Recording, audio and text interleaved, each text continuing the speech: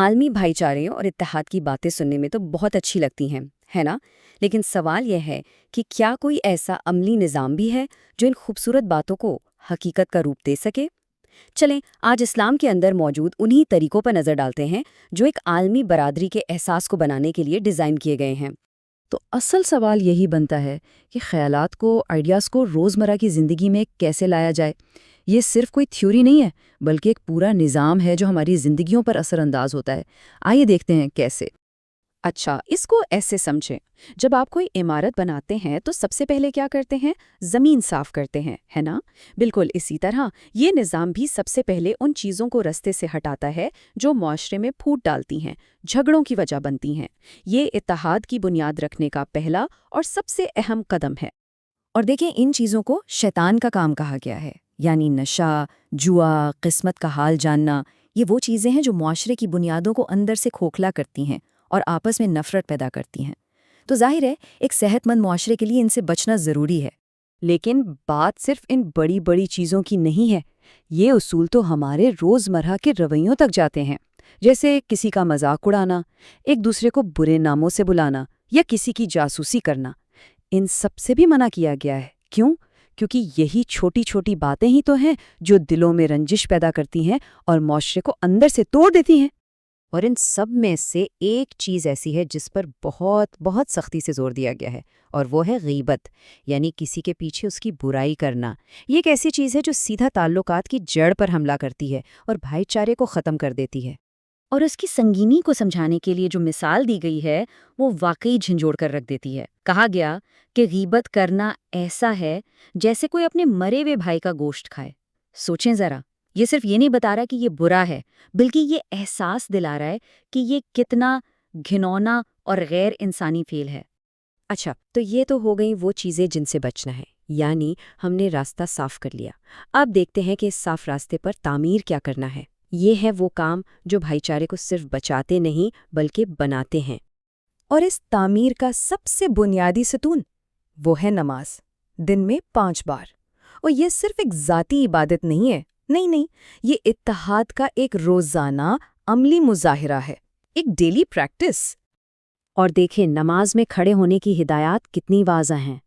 کہا جاتا ہے کہ صفوں میں کوئی گیپ نہ چھوڑو، کندھے سے کندھا، پاؤں سے پاؤں ملا کر کھڑے ہو۔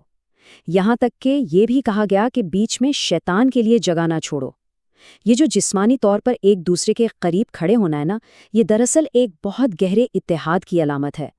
اور جب یہ عمل دن میں 5 بار دہرایا جائے تو اس کا اثر کتنا گہرا ہوتا ہوگا۔ اور مسجد میں بالکل یہی ہوتا ہے۔ جیسے ہی لوگ نماز کے لیے کھڑے ہوتے ہیں، دنیا کے سارے فرق، ساری پہچانیں ختم ہو جاتی ہیں۔ وہاں کوئی بادشاہ یا فقیر نہیں، کوئی امیر یا غریب نہیں، کوئی کالا یا گورا نہیں، سب ایک صف میں ایک ساتھ کھڑے ہیں۔ یہ برابری کا ایک ایسا زبردست سبق ہے جو دن میں 5 بار پریکٹیکلی سیکھا جاتا ہے۔ اچھا، تو یہ تو ہوئی روز کی بات۔ اب چلتے ہیں اس سسٹم کے سب سے بڑے سالانہ مظاہرے کی طرف، اور وہ ہے حج۔ یہ واقعی عالمی بھائی چارے کی ایک زندہ مثال ہے۔ ذرا تصور کریں، ہر سال تقریباً 40 لاکھ لوگ، اور یہ کہاں سے آتے ہیں؟ دنیا کے ہر کونے سے، امریکہ، افریقہ، ایشیا، یورپ، سب کے سب ایک ہی جگہ، مکہ میں۔ اتنے مختلف لوگ اور اتنا زبردست اتحاد، یہ منظر شاید ہی دنیا میں کہیں اور نظر آئے۔ اور اس اجتماع کو جو چیز سب سے خاص بناتی ہے وہ ہے احرام، یعنی حج کی وہ حالت جب سارے مرد صرف 2 سفید بنا سلی چادریں پہن لیتے ہیں۔ کوئی ڈیزائنر کپڑے نہیں، کوئی برانڈز نہیں، کچھ بھی نہیں، بس یہ سادہ سا لباس۔ اور یہ لباس پہنتے ہی دنیا کی ساری حیثیتیں، ساری پہچانیں ایک لمحے میں ختم ہو جاتی ہیں۔ اور یہی تو حج کا اصل پیغام ہے۔ جب سب نے احرام باندھ لیا تو پھر کوئی فرق نہیں رہتا۔ آپ دیکھ کر بتا ہی نہیں سکتے کہ کون بادشاہ ہے اور کون فقیر۔ سب ایک جیسے، سب کا مقصد ایک، اور سب کی زبان پر ایک ہی پکار، اے میرے رب، میں حاضر ہوں۔ یہ برابری کا سب سے بڑا عملی مظاہرہ ہے۔ تو اب تک ہم نے 2 چیزیں دیکھیں، ایک طرف وہ اصول جو پھوٹ ڈالنے والی چیزوں سے روکتے ہیں، اور دوسری طرف وہ کام جو اتحاد کو بناتے ہیں، مضبوط کرتے ہیں۔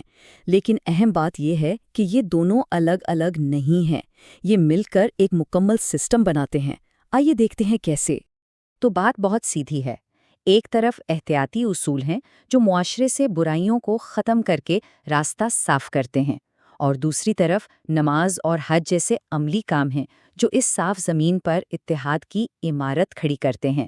جب یہ دونوں حصے ملتے ہیں تب جا کر عالمی بھائی چارے کا یہ ستون مضبوطی سے کھڑا ہوتا ہے۔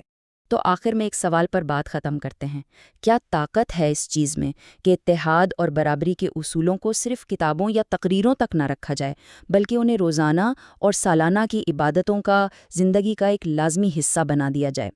یہ ایک ایسا نظام ہے جو صرف نظریات نہیں دیتا بلکہ ان کو جینے کا طریقہ سکھاتا ہے، اور شاید یہی اس کی سب سے بڑی خوبصورتی ہے۔